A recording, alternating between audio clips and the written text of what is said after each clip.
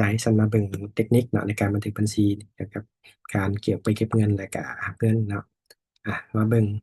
ในโปรแกรมเนาะโปรแกรมมันเข้าปัดผ่านก็จะเห็นฟังก์ชันเนาะไปเก็บเงินไปหักเงินในการขายเนาะตอนนี้ติดพันกับการขายฉะนั้นเวลาเราออกไปเก็บเงินในการคลิกเข้าฟังก์ชันตัวนี้เนาะสร้างใหม่มาเบิ่งว่ารายการออกไปเก็บเงินเฮานี่ได้ข้อมูลบางไซต์สมมติว่าลูกค้าสั่งมี PO ก็ใส่ตี PO ไซต์ตัวอย่าง0001สิเนาะถ้าเขาสั่งมาชวนออกมื้อนี้เนาะกำหนดสำระแม่น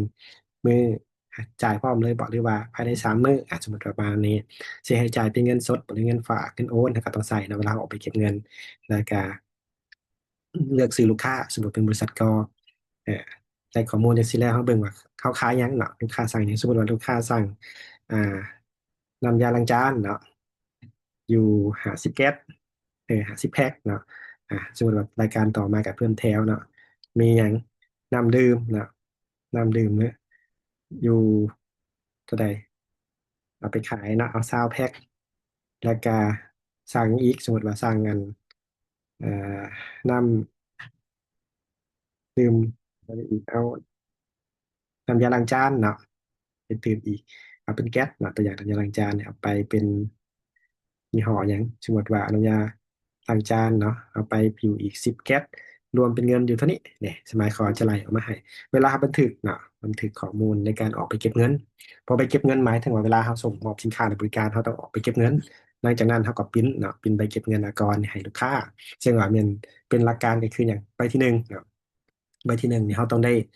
ออกในลูกค้าเนาะจะมีหน้าตาอยู่ประมาณนี้อันนี้เป็นใบเก็บเงินเนาะใบเก็บเงินส่วนใบที่2เหมือนเก็บไว้ในโปรแกรมเนาะหมายความว่าต้องปริ้นส่วนใบที่3เหมือนต้องได้ปริ้นไปเพื่อว่าให้ลูกค้าเซ็นรับ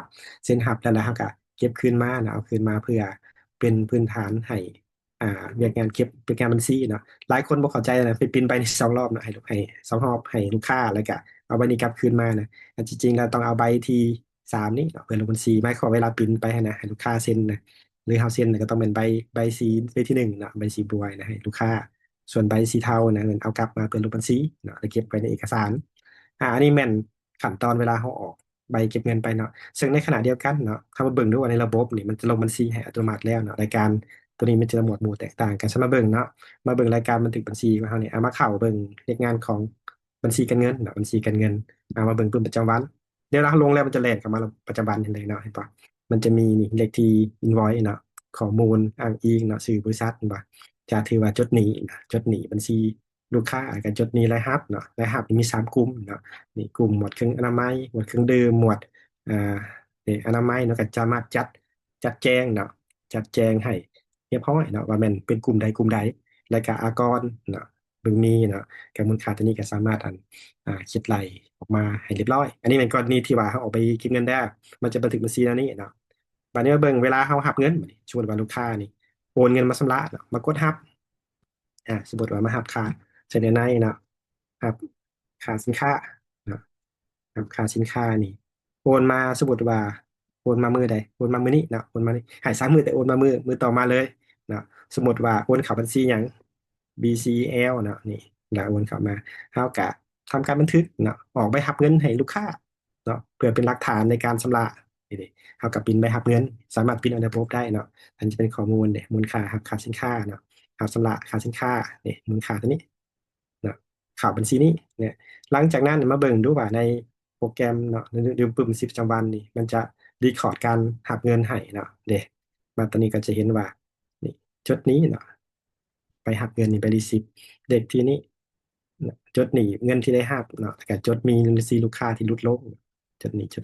ฉันมาเบิ่งเลขที่อ้างอิงดูเนาะเลขหลักที่อ้างอิงของใบหักเงินเนาะเลขที่ตัวนี้เวลาลงบัญชีมันก็จะลงบัญชีเลขที่อ้างอิงเนี่ย02ขั้นเขาสามารถ กดขึ้นก็ได้เนาะโดยกดเบิ่งตัวอย่างว่ากดเบิ่งและหับเลยเวลาเขาเช็คคืนนะเนาะปูลงบัญชีมันไพ่ฉันจะมีข้อนี้เนาะหรือว่าใบเก็บเงินใบนี้นี่ออกในรายแน่เนาะในก็สามารถคลิกเบิ่งได้คลิกเบิ่งมันก็จะสามารถลิงก์ไปหาอัตราใบเก็บเงินเนาะแล้วก็สังเกตว่ามันจ่ายแล้วเป็นศูนย์เนาะบ่มีตัวข้างนะบินตัวนี้นะอันนี้ก็เหมือนการลงบันทึกบัญชีเนาะโดยใช้ระบบประกายทิพย์มันสามารถลงรีคอร์ดเนาะให้ได้ว่าเวลาเขาออกไปเก็บเงินแล้วไปหับเงินแล้ว ระบบมันก็จะลงบัญชีให้อัตโนมัติครับแต่ว่าเนาะหมู่หมายความว่าเครื่องมันสิลงหู้ทันทีเนาะแน่นอนนักบัญชีต้องเป็นคนที่ดำเนินการเซตระบบเบื้องหลังเนาะให้ จึงสามารถดึงข้อมูลต่างๆได้อันนี้ก็ช่วยเฮ็ดให้เวียกงานที่ว่าเราเป็นฝ่ายการเงินเนาะบางคนน่ะเฮ็ดหน้าที่เบื้องหน้าแล้วก็ทางหลังบ้านก็จะลงบัญชีแต่นักบัญชีบ่หมายความสิว่างเวียกเด้ต้องมีการกวดการเอกสารคือว่าเวลาเราออกขายเนาะใบเก็บเงินนี่ต้องกวดใช่หยังต้องกวดใช่ครับว่าใบส่งเครื่องนั่นบ่ได้ส่งตามนี้แท้บ่เนาะแล้วลูกค้าเซ็นรับแท้บ่เนาะกวดการเอกสารการทวงหนี้เด้ได้รับเงินแท้บ่เนาะอันนี้ก็หมายความว่า มันจะมีการติดตามหรือลิงก์เอกสารการชั้นพนักงานบัญชีเขาก็จะเน้นเรื่องการตรวจสอบเนาะตรวจการข้อมูลเรื่องการเงินหันว่ามีการเคลื่อนไหวถูกต้องบ่นี่คือตัวนี้เนาะก็หมายความว่าข้อมูลเรื่องการขายมันจะเป็นรีคอร์ดเรียบร้อยแล้วเนาะกับการเก็บเงิน